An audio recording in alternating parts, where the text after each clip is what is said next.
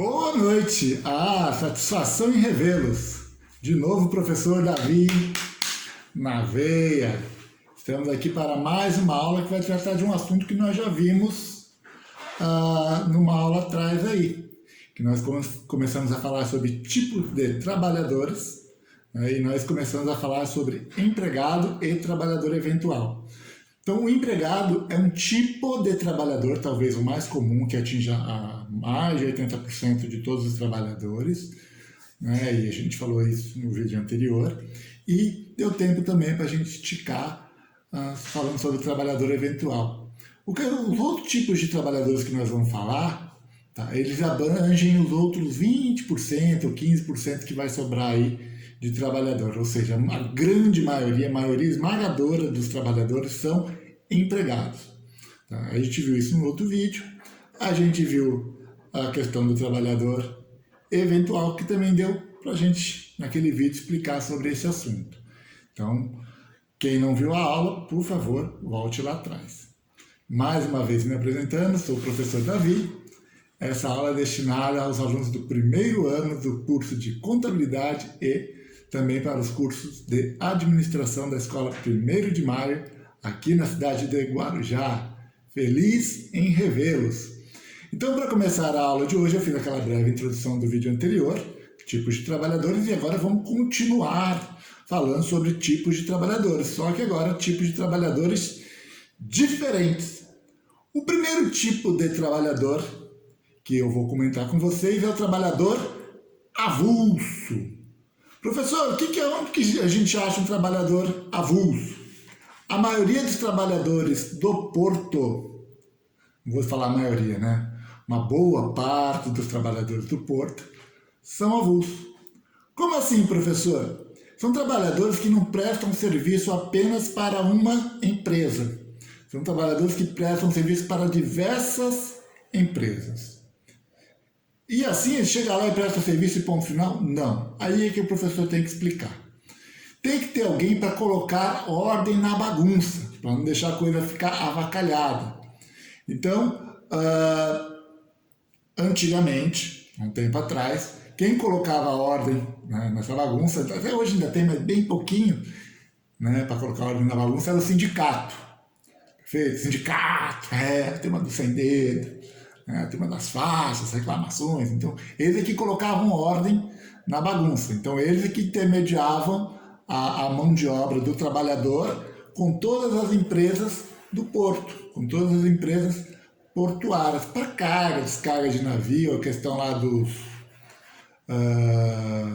dos estivadores. Então, tudo quem fazia era o sindicato. Com a modernização do porto, surgiu uma nova figura aí, né? Além do sindicato, que continua, mas continua hoje bem pequenininho nessa história, né? Hoje, realmente, quem comanda os portos são os órgãos gestores de mão de obra. Eles é que fazem essa interface, ou seja, fazem essa ligação entre o trabalhador e as empresas do porto. Porque imagina, para pensar, para o navio, quem carrega e quem descarrega esse navio? É uma empresa só?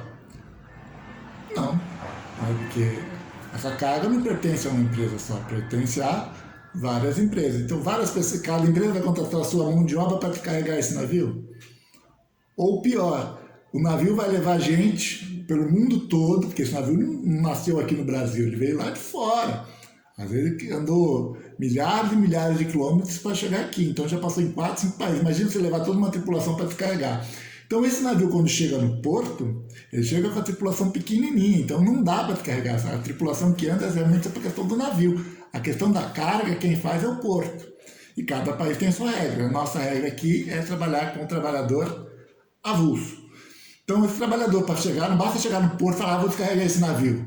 Não, ele tem que ir lá, se cadastrar ou no sindicato ou no órgão gestor de mão de obra, e esse sindicato ou órgão gestor de mão de obra é que encaminha esse trabalhador para fazer a carga ou descarga desses navios.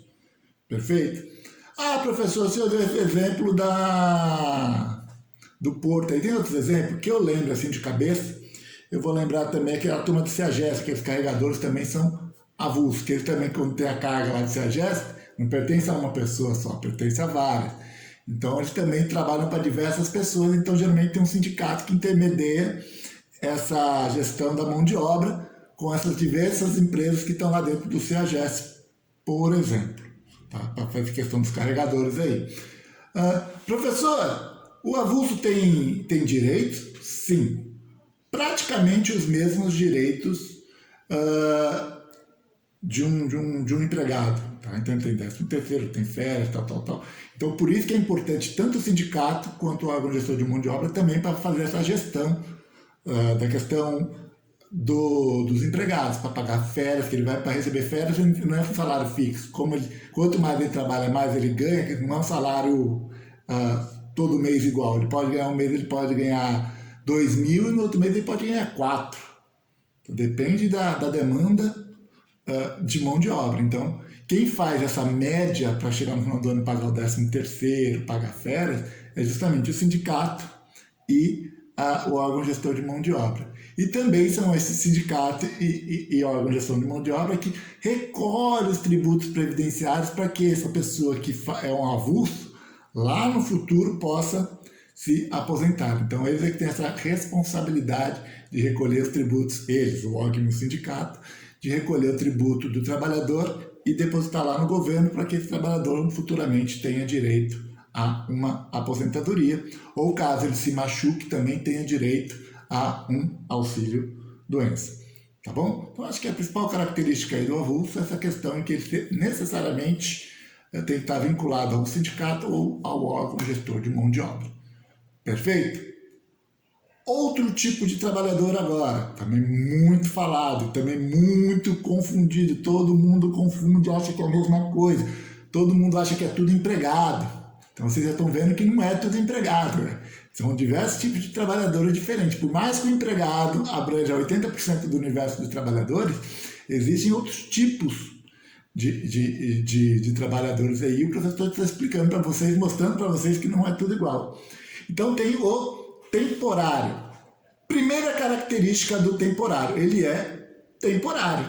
Então ele tem início para começar o trabalho dele, tem fim. Tá? Geralmente um contrato do trabalhador temporário tem 180 dias e pode no máximo ser prorrogado por mais 90. Ah, professor, mas ele é um excelente funcionário, tal, ele não pode continuar? Não pode. Então, senão aí ele deixa de ser temporário e passa a ser empregado, aí passa a ter todos os direitos lá e juridicamente ele vai lá na Justiça Trabalhista e vai passar a ter esses direitos aí, vai ter vínculo empregatício com a empresa que ele está servindo, tá? E essa é uma coisa que eu tenho que explicar agora para vocês. Primeiro, também a outra característica do temporário é: eu sou temporário e vou trabalhar numa empresa, vou trabalhar num hotel. O hotel precisa contratar um empregado. Empregado não, muda o termo. Precisa contratar um trabalhador. O hotel pode contratar esse trabalhador diretamente, sim ou não? Para um contrato temporário, sim ou não? Não. Como trabalhador temporário, o hotel não pode contratar o trabalhador diretamente. Não. O que o hotel tem que fazer então para contratar? Esse trabalhador tem que estar vinculado a uma empresa de trabalho temporário. Sério? Sério. Então o hotel não contrata diretamente o trabalhador. Ele vai numa empresa de contrato de trabalho temporário. Então ele vai numa empresa de trabalho temporário. O hotel vai lá e fala: estou precisando de alguém para suprir uma necessidade minha por causa da demanda. Chegou a temporada, muita gente, e eu preciso colocar mais funcionários, preciso colocar mais uma pessoa para atender meus hóspedes. Você tem esse funcionário, empresa de contrato temporário? A empresa vai falar: tem. E faz essa intermediação entre o trabalhador e a empresa. Então existe essa empresa de contrato temporário que faz essa intermediação entre o trabalhador e a empresa que realmente vai usar o serviço, que é chamada de empresa tomadora. Um bom exemplo que eu gosto sempre de dar para vocês é a Amazine. Então, quando vocês veem no final do ano, quando chega aqui, tem várias caixas de mercado que você olha lá, está com aquela marca Amazine aqui. Então, aqui eles são trabalhadores temporários. A Amazine é uma empresa de contrato de trabalho temporário. Então, o Pão de Açúcar, ele não contrata o profissional temporariamente direto. Ele vai lá nessa empresa de trabalho temporário e fala: preciso de caixa, preciso de 10 caixas. e chama esses 10 caixas de trabalho, mas tem essa intermediação pela empresa de contrato temporário, que é óbvio que essa empresa cobra um percentual para ela, e geralmente o percentual não é barato. Por que a empresa tem que cobrar, a empresa de contrato temporário tem que cobrar para fazer essa intermediação entre a tomadora de serviço e o trabalhador? Porque ela tem que recolher todos os tributos previdenciários, ela também, se acontecer algum problema judicial, ela assume também essa responsabilidade. Tem a questão também de fornecer mão de obra qualificada, então ela tem que sempre dar treinamento e sempre estar buscando no mercado os melhores trabalhadores, porque se ela manda uma empresa para um mercado, por exemplo, um trabalhador que não rende, que não atende a demanda, ela está se queimando. Então ela tem sempre essa necessidade de estar mandando mão de obra qualificada, para que a empresa sempre, realmente, quando for tomar a mão de obra de contrato temporário, é sempre nela, para não perder o cliente. Então ela também é responsável por isso. Bacana. Para contratar, o hotel pode simplesmente falar, deu na telha, eu vou contratar um temporário. Pode fazer isso? Existem situações em que o hotel, eu estou dando exemplo do hotel, mas pode ser uma indústria, pode ser um mercado, que nós estamos falando, pode ser um supermercado, pode ser o que mais? Pode ser uma lavanderia grande, industrial, pode ser o que for. Tá? Mas assim, não pode contratar diretamente, não pode contratar trabalhador temporário a esmo. Existem regras. Professor, qual que é a principal regra? Para contratar um temporário, a empresa tem, esse temporário tem que cumprir o próprio nome, está falando temporário, ou seja, fica um tempo. Então, esse temporário ele vai suprir a necessidade temporária da demanda de um trabalhador. Ou seja, vou dar um exemplo no hotel. O cara tá lá dirigindo a moto, tá indo trabalhar, caiu, pof, quebrou a patinha. Patinha não, digo, os pés, quebrou os pés. O pé, né? A patinha então é o pé. Quebrou o pé. Vai poder trabalhar? Não. Então o que a empresa faz? Manda esse cara embora. Rapa. Não pode mandar embora, porque senão vai ter que pagar um monte de indenização, não compensa. E aí, esse cara é um porteiro, por exemplo, do hotel. Vai ficar sem portaria um período inteiro? Porque esse cara quebrou o pé? Não. Então o hotel vai lá na empresa de contrato temporário e fala, preciso de um porteiro para o meu hotel. Você me arruma uma empresa de trabalho temporário? Manda, estou mandando para você. Então nessa condição de suprir a ausência do quadro permanente, pode. Então tem gente que quebrou o pé, mas pode ser uma questão de gravidez, então alguém está tirando licença maternidade. Tá bom? Então, sempre quando acontecer um problema assim que o quadro permanente saiu e é temporário, a empresa pode ir lá na empresa de contrato temporário contratar alguém para suprir a necessidade. É isso.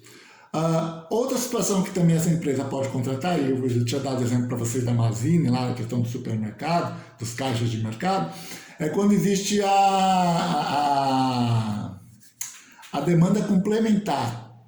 Ou seja, uma sazonalidade. Então o mercado, durante o ano, vai de abril ou de março até novembro, atende 10 mil pessoas. Aí quando chega dezembro, não atende mais 10 mil, atende 30 mil pessoas. Então eu não posso querer atender 30 mil pessoas com os mesmos funcionários que atende 10 mil. Então existe uma situação aí de demanda complementar por uma questão de sazonalidade, quando chega a temporada. Aqui no Guarujá aumenta muito a população, 3 vezes mais, e aí também a empresa pode contratar via empresa de trabalho temporário, contratar um trabalhador e colocar lá por tempo determinado. É isso. Professor, quais são as vantagens da empresa ir lá numa empresa de trabalho temporário? Primeiro, agilidade de contratação. Todo mundo sabe que para contratar alguém hoje em dia é tudo muito complicado. Quando ela vai lá na empresa de trabalho temporário, ela só assina um contrato. Você vai mandar a mão de obra para mim, sempre que eu precisar, e ponto final, o valor para determinada função é essa, para determinada função é essa, para determinada função é essa. Então, já sei, só assino um contrato diretamente, eu, empresa, tomadora, assino lá com a empresa de trabalho temporário e ela manda para mim, sempre que eu estiver precisando de um tipo de trabalhador. Perfeito? Então tem essa agilidade na contratação. Redução de custos. Tá na bibliografia, mas eu não concordo muito, né? Porque eu tinha até comentado com vocês que a empresa de trabalho temporário é ela que pega o dinheiro, então a empresa tomadora paga ela paga parte do salário do trabalhador e paga a previdência social, paga os tributos previdenciários e paga o trabalhador. O que acontece é, muitas vezes essa empresa pega o salário do trabalhador, nessa empresa de trabalho temporário, recebe da tomadora, retém a parte de tributos previdenciários e outros tributos que têm que ser pagos e paga o funcionário. Mas o dinheiro não é dela, ela tinha que passar para o governo e não passa. E aí, quando o trabalhador vai lá buscar o auxílio-doença, vai lá fazer contagem de tempo, não está nada pago, porque a empresa de contrato temporário não pagou o governo. E aí, o que era para ser uma redução de custo, uma questão de agilidade, torna-se uma burocracia também para a tomadora. Por quê? Se der algum problema, esse trabalhador vai primeiro na empresa tomadora, primeiro na empresa de trabalho temporário. Então, digamos, o caixa lá do mercado, teoricamente, vai primeiro na Mazine. Chegou na Mazine, a Mazine está falida ou não existe mais, quem é que vai pagar? O trabalhador vai ficar no prejuízo? Não. Quem vai pagar é o mercado. Mas o mercado já não pagou, professor? Mas quem paga errado paga duas vezes, vai ter que pagar. Então o mercado responde subsidiariamente, ou seja, primeiro o trabalhador, se for entrar com uma ação judicial, entra em cima da Mazine. A Mazine sumiu, não existe Mazine, não existe a empresa de trabalho temporário, não existe mais. Né? Esse trabalhador temporário ele vai para cima de onde ele de fato prestou o serviço, que foi na questão citada aqui na questão do supermercado. Então, essa questão de redução de custo é muito complicado, né? Porque assim, teoricamente o temporário, de repente a empresa tem plano de saúde, o mercado paga plano de saúde para todo mundo e não precisa necessariamente pagar para o temporário, é uma baita redução de custo. Né? E outra questão também, outra vantagem do temporário é a questão da qualidade dos profissionais. Porque a empresa de contrato temporário realmente vai querer ter nos seus quadros sempre os melhores, justamente para não perder o cliente. Perfeito? Então ela vai fazer o treinamento, vai colocar todo o beabá lá que deve seguir, porque para ela também é muito importante, para continuar no mercado, que todos falem bem e para que todos falem bem que venham novos clientes. Perfeito? Então acho que o temporário é isso. Tá? Então acho que a característica principal do trabalhador temporário é estar vinculado a uma empresa de contrato de trabalho temporário. Tem que estar vinculado a uma empresa. Não pode. É isso, professor? Isso. Esse trabalhador temporário ele não presta serviço diretamente para a tomadora. Tem sempre alguém fazendo essa intermediação aí, que é a empresa de trabalho temporário. Perfeito? A outra questão também que pode colocar como característica do temporário é essa questão da transitoriedade. Então, esse trabalhador temporário está lá para suprir uma necessidade temporária, de um quadro permanente. Então, assim, o funcionário machucou, uma funcionária engravidou, ou está de licença maternidade, pode contratar. Quando existe uma questão de sazonalidade, o aumento da demanda expressivo, também a tomadora pode contratar. Então, existem regras, não basta querer contratar, tem que ter essas situações ou de necessidade transitória, a empresa tomadora, ou da questão de uma sazonalidade, de uma demanda complementar muito alta de uma hora para outra. Perfeito? Então, tem que ter essa regrinha aí, não pode contratar à vontade. Outra característica é o prazo. Um temporário, sempre contrato de 180 dias, com prorrogação de mais 90 no máximo. Perfeito? Agora vamos falar um pouquinho sobre o trabalhador terceirizado. Esse talvez seja um dos mais famosos. Inclusive, eu estava pensando até dar um trabalhinho individual dele, mas eu falei, vou colocar tudo num pacote, que é importante para os meus alunos que eles entendam que trabalhadores não são todos iguais, né? Que o principal é o empregado, que tem toda uma regra lá, que atende 80%, mas existem outros. Tá? Então, o terceirizado, ele também tem característica própria. Qual que é a característica, professor? Ele não presta serviço diretamente para uma empresa. Não, professor? Não. Ele tem que trabalhar numa empresa terceirizada E essa empresa que vai colocar esse trabalhador em outra empresa. Perfeito? Então, essa empresa que terceiriza e manda para a tomadora de serviço. Então, ele não trabalha direto lá? Não. O vínculo dele não é com a tomadora, onde ele presta serviço? Não. O vínculo dele é com essa empresa que terceiriza, que contrata ele. Tá? E ele vai prestar serviço para uma outra empresa.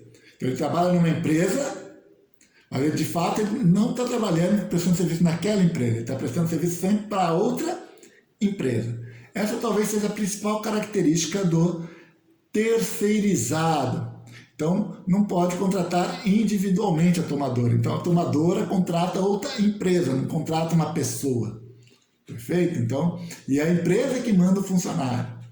Essa é a característica do terceirizado. Também muito parecido com o temporário, lá na questão do vínculo. Professor, então quem é que paga os tributos previdenciários desse trabalhador? É a empresa onde ele vai trabalhar, onde de fato ele presta serviço, ou é a empresa onde ele está, que presta serviço para outra? É a empresa onde ele está. Tá? Então, vou dar um exemplo aqui, acho que no Guarujá tem a Monte Azul, que é uma empresa que terceiriza serviços para a prefeitura. Então, digamos que eu trabalho para a Monte Azul. Tá? Só que a Monte Azul, ela não presta serviço para a Monte Azul, ela presta serviço para a prefeitura. Então, de fato, é uma empresa, Monte Azul, prestando serviço para outra empresa, no caso, Prefeitura do Guarujá. E eu trabalho na Monte Azul, mas eu não estou na Monte Azul fazendo serviço. Estou fazendo serviço aonde? Para a Prefeitura. Então, na hora de recolher o tributo, quem recolhe os tributos previdenciários é a Monte Azul, não é a Prefeitura. Só que acontece a mesma coisa que acontece na questão lá do temporário.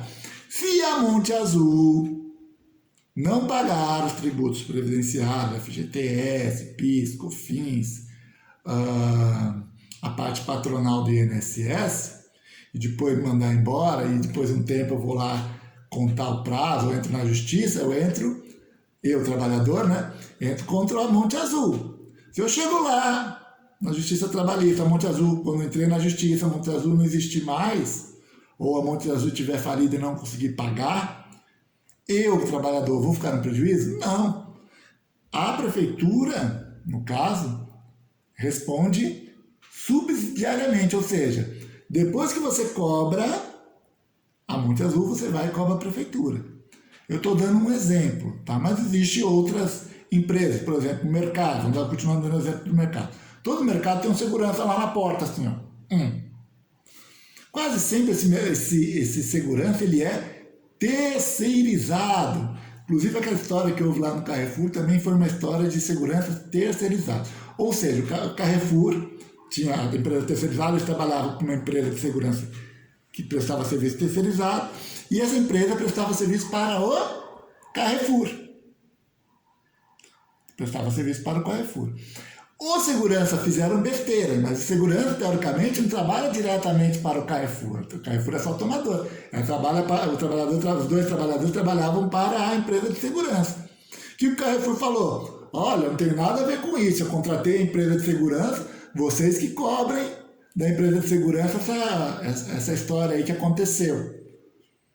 O que o advogado do morto falou? Opa! Carrefour, você responde subsidiariamente sim. Tá, nós vamos acionar vocês junto com a empresa de segurança. Então, se a multa for uma multa muito alta e a empresa não tiver condição, a empresa de segurança não tiver condição de pagar, quem vai pagar é o Carrefour. Deu para entender? Então, essa é a característica do terceirizado. É uma empresa prestando serviço para outra empresa. Tá bom? E tem todos os direitos de um empregado normal. Então tem férias, 13º, aviso prévio, né? Então tem todos os direitos de um empregado normal. A única característica é que ele não trabalha diretamente para a empresa, ele trabalha para uma empresa que presta serviço para outra empresa. Espero ter ficado claro para vocês tanto a questão do trabalhador avulso, quanto do trabalhador temporário, quanto do trabalhador terceirizado. Então, para quem acha que é tudo a mesma coisa, eu acho que está ficando bem claro. Não! Não, não é a mesma coisa. Não é a mesma coisa, de jeito nenhum. E agora nós vamos falar um pouquinho sobre o estagiário. Então esse é um assunto que interessa para muitos alunos aqui do 1º de maio. Muitos já estão fazendo estágio, graças a Deus. Né? Então, fazendo estágio na prefeitura, em órgãos públicos ou às vezes em empresas de administração e contabilidade. Então, a primeira característica do estagiário, a primeira característica, ele tem que ser estudante. Professor, tem que ser estudante? Tem. Quer dizer que não existe estagiário que não seja estudante? Não, não existe. Mas eu conheço, está errado. Tá? Depois essa pessoa que diz que está como estagiário lá, vai entrar na justiça e vai ganhar os direitos como se empregado fosse. Tá? Então, muito cuidado. Tá? Tem toda uma regrinha para contratar um estagiário, não é uma coisa tão simples. Segunda característica do estagiário, acima de 16 anos. Então, o estagiário geralmente tem que ter 16 anos. E aí, tem uma situação aí que alguns entendem que pode ser até 14, outros não, mas vamos usar como regra a partir de 16 anos. Outra característica, eu tinha falado para vocês que para ser estagiário não basta a empresa chamar um estudante para trabalhar com ela. Tem que assinar um termo de compromisso de estágio, TCE. Tá? O que é esse TCE, professor? O termo de compromisso de estágio, que justamente é onde vai ter essa relação. Entidade estudantil, ou escola, estudante e empresa. Lá nesse termo vai estar todos os dados da entidade onde esse estudante estuda, vai ter os dados da empresa onde esse estudante vai trabalhar, tá? E tem os dados do estudante. Perfeito? Então, nesse termo de compromisso de estágio, tem esses 3 entes aí. E também é importante que para fazer estágio, né, a escola tem que ter convênio com a empresa. Não basta falar, vou lá, vou fazer. Não, a escola primeiro tem que assinar um termo de convênio com a empresa para depois essa empresa poder ir lá nessa escola e buscar um profissional. Outra característica do estagiário é que ele não pode trabalhar em qualquer função. Não, professor, não. Vou dar um exemplo para vocês. Vocês aqui geralmente é técnico de administração e técnico de contabilidade. Então uma empresa vai e contrata, vou dar um exemplo de uma empresa, uma contabilidade. Chama vocês para trabalhar lá na contabilidade. Chama alguém lá do curso de contabilidade para trabalhar na contabilidade. Chegou lá na empresa, o que esse estagiário tem que fazer? Coisas relacionadas aos serviços de contabilidade. Por exemplo, escrituração, abertura de empresas, encerramento de empresas, lançamento de notas. Porém, o patrão olha assim para você, estagiário, e fala: estagiário, vai limpar o banheiro? O que você fala? Sim ou não? Não! Eu sou estagiário, eu só posso fazer trabalhos correlacionados com o que eu estou estudando. Porém, se eu fosse vocês, eu limpava o banheiro. Se fosse uma vez, uma coisa esporádica para ajudar, porque já que todo mundo sujou, eu acho que não custa todo mundo limpar, né? Tem até um caso de uma situação trabalhista aí que um porteiro também reclamou porque ele limpava a portaria e foi lá reclamar que ele, além de porteiro, ele era faxineiro. E aí ele falava que tinha que limpar a portaria e o juiz falou para ele: você acha que limpar seu ambiente de trabalho é acúmulo de função?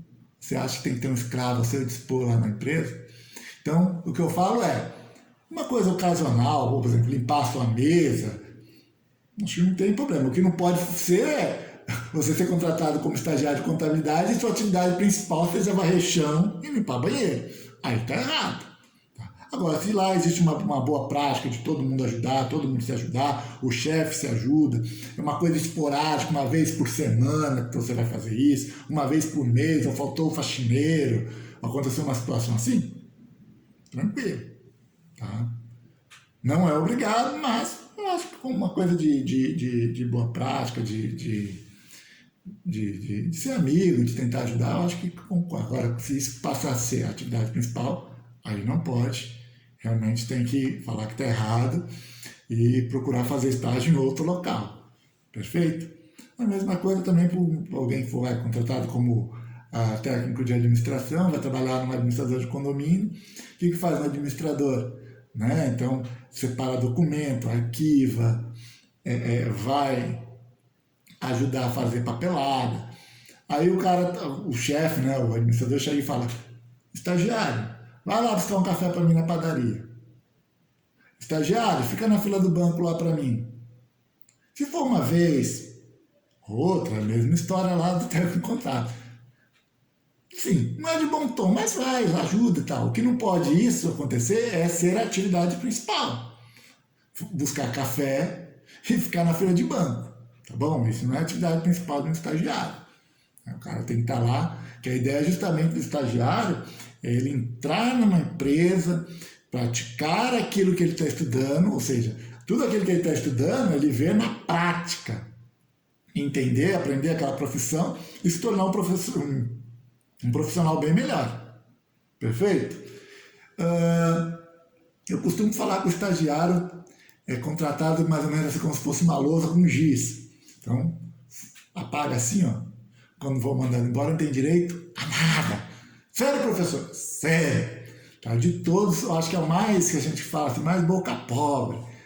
Tá? Então, ele só vai ter direito mesmo, talvez, às férias, trabalhar um ano, mas não tem FGTS, não tem Previdência, não tem nada. Nada, professor? Nada.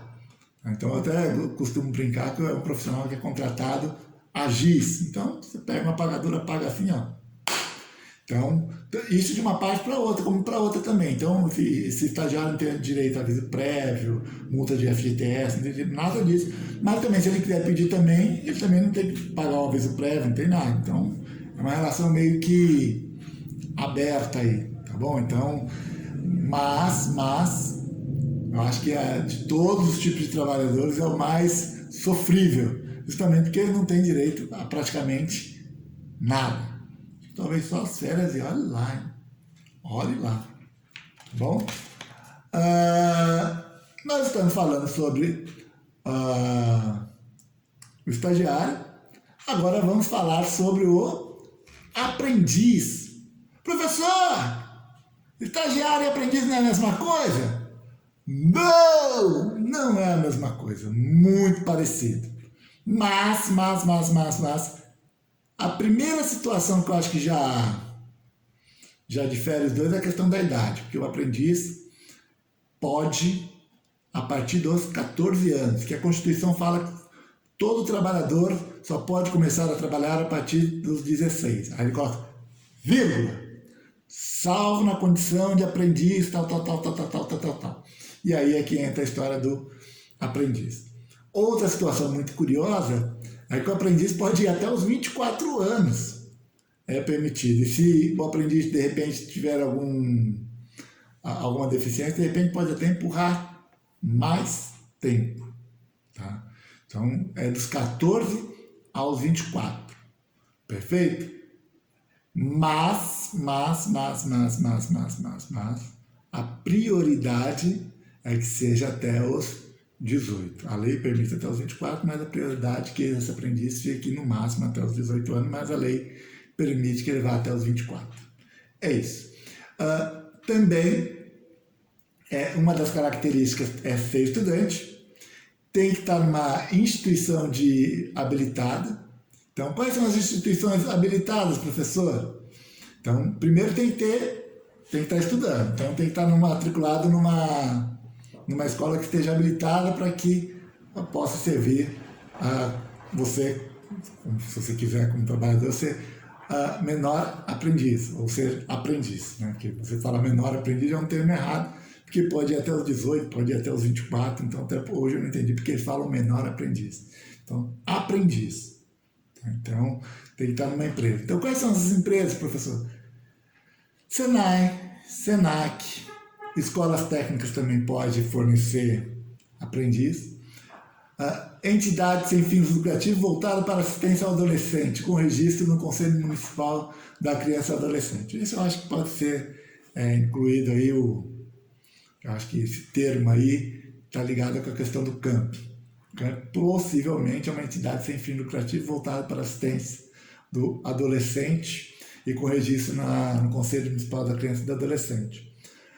Outra característica é jornada não superior a 6 horas. Por que não pode ter jornada superior a 6 horas, professor? Porque é estudante.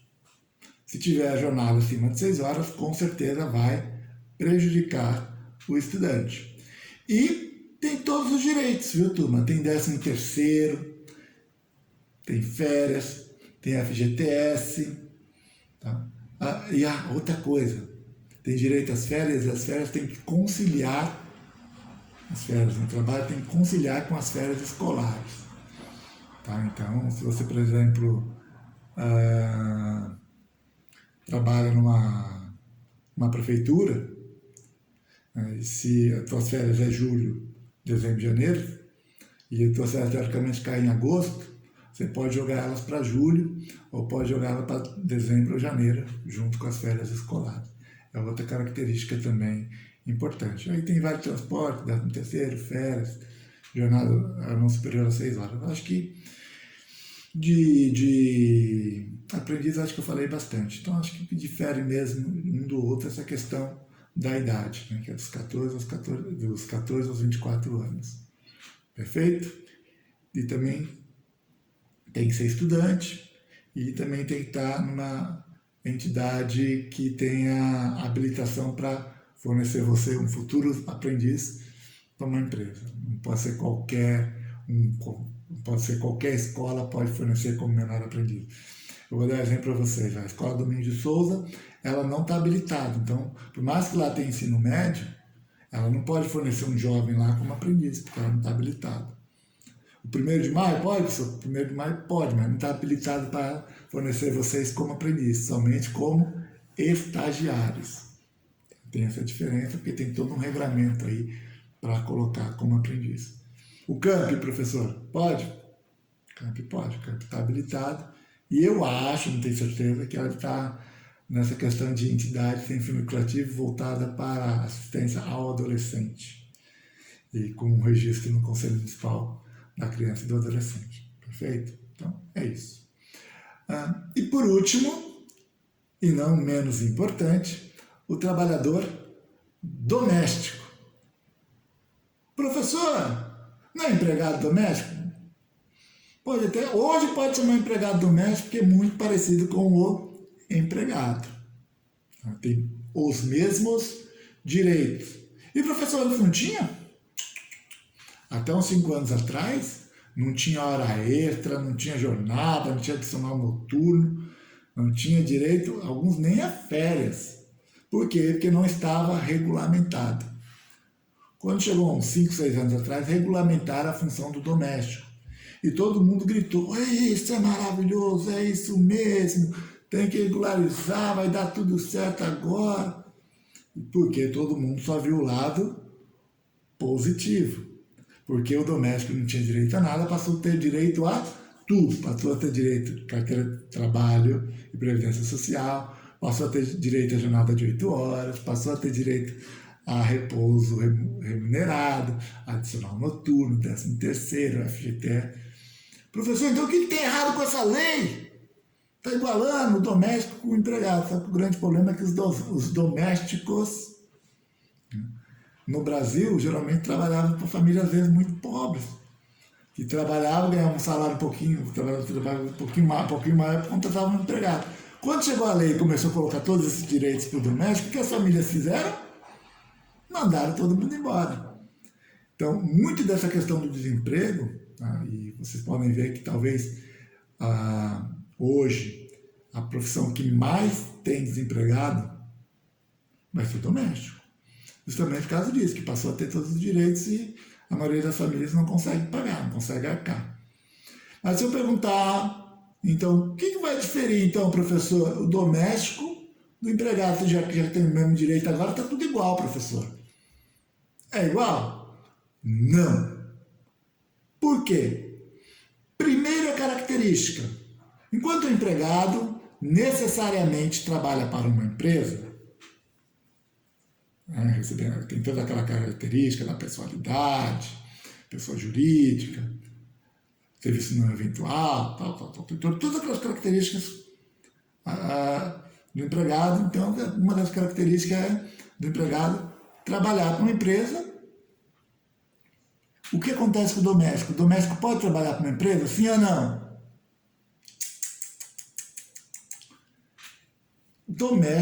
Trabalhador doméstico só trabalha para uma pessoa física ou para uma família, nunca para uma empresa. Então é a primeira diferença. Enquanto o empregado presta serviço para uma empresa, o doméstico só presta serviço a uma pessoa física ou uma família. Característica número 2, talvez a principal. Se perguntasse para mim, na minha opinião, a principal característica é: doméstico não gera lucro. Doméstico não pode gerar lucro. Enquanto o empregado vai lá, trabalha para uma empresa, seja qual seja a profissão do empregado, de uma maneira, se ele é porteiro, ele gera lucro? Sim. Se ele é segurança, ele gera lucro? Se ele é operador de produção, ele monta um carro, ele gera lucro? Professor, doméstico não gera lucro? Não. Ele está trabalhando com uma família. A família vai ter lucro, algum tipo de lucro? O objetivo de uma família, de uma pessoa, dentro de um serviço de casa, é ter lucro? Não. Uma empresa não tem lucro. Então, é a principal característica do doméstico. Ele não pode gerar lucro. E aí começam algumas situações. Ah, professor, então quer dizer que aquela faxineira faz faxina na empresa, eu não posso chamar ela de doméstica? Aquela faxineira que trabalha na empresa, ou ela é empregada, chance enorme de ser empregada, ou se ela trabalhar eventualmente, se é uma faxineira que vai 1 ou 2 vezes por semana, ela pode ser uma trabalhadora eventual, nunca uma doméstica. Por quê? Porque ela, no momento que ela trabalha numa empresa, ela de maneira direta ou indireta, ela está gerando lucro. O objetivo da empresa é lucro. Agora, se uma pessoa vai lá e faz faxina numa casa e que essa casa não gera lucro, doméstico. Perfeito? Ah, professor, só deu o exemplo da pessoa da limpeza de casa para chamar de doméstico. Não, mas mordomo, segurança. Se o cara trabalha numa casa diretamente para ele, para a família, jardineiro, piscineiro, tudo isso pode ser considerado trabalhador doméstico, porque não gera lucro. Quando trabalha para uma pessoa física ou para uma família. Agora, quando esse jardineiro trabalha num clube, quando esse jardineiro trabalha num condomínio, aí ele não é doméstico, aí ele é empregado, porque o objetivo tanto do condomínio quanto do clube é lucro, porque eles recebem condomínio, o clube tem que pagar uma taxa lá mensal, então o objetivo é sempre lucro. Então, e tanto o clube quanto o outro exemplo são CNPJ. Então, o clube lá tem CNPJ é empresa. Então, se é empresa, ou condomínio, se tem um CNPJ, é empresa. Então, se é empresa, não pode ser doméstico. O trabalhador doméstico não trabalha para a empresa, ele trabalha para uma pessoa individual ou para uma família. Perfeito? Espero tenha ficado claro para vocês os tipos de trabalhadores. Possivelmente eu vou pedir um trabalhinho sobre isso, é óbvio, pode ser que eu peça um questionário, um trabalho, vou pensar o que eu vou fazer, já deve estar vindo por aí, tá? E por hoje eu acho que é só, né? Acho que foi uma boa aula, 45 minutos. Feliz em estar aqui com vocês novamente. Um abraço, tchau.